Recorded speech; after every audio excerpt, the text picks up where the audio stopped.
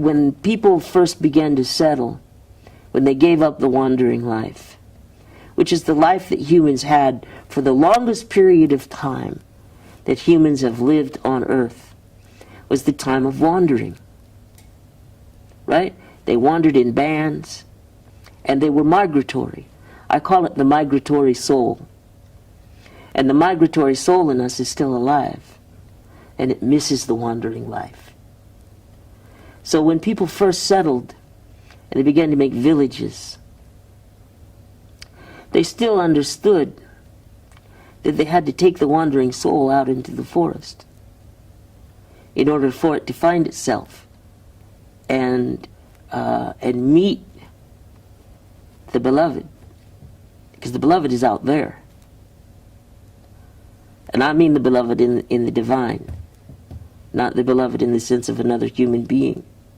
You mean what Rumi calls the guest? The guest, exactly. Yeah.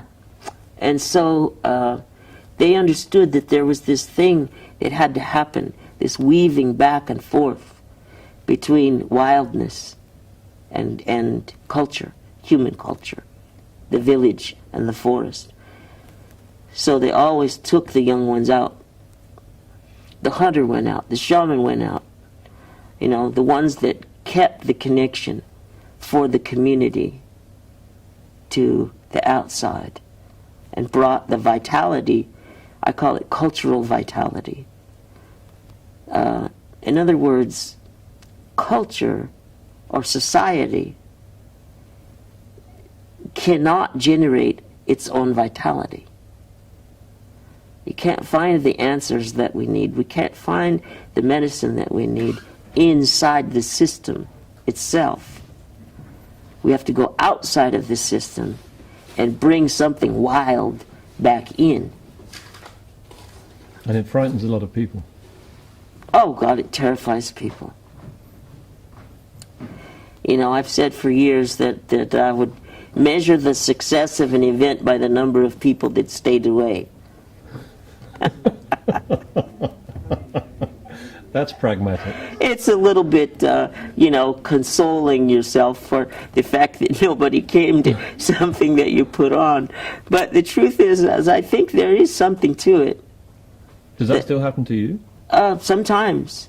It does. Like one year, I do a workshop every year that's really, I have to call it a workshop, like Martin Prechtel says, it's a shame we have to call it a workshop. But that's what we have to do.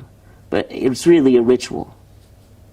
So I do this ritual every year based on a story called The Girl Who Married Coyote, which I'm going to tell tonight. And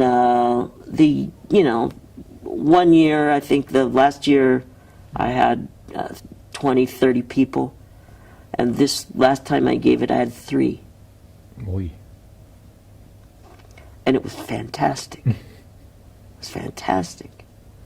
But that moment, when you're looking around and you're watching people not coming through the door, that's the hard moment, right? But then you realize, and I honestly believe it, that there's something that in the condition of the soul of the person that is considering whether they will come or not, that says, oh, there's that thing that I don't want to face, and I don't know what it is. And this is all going on in the unconscious, right?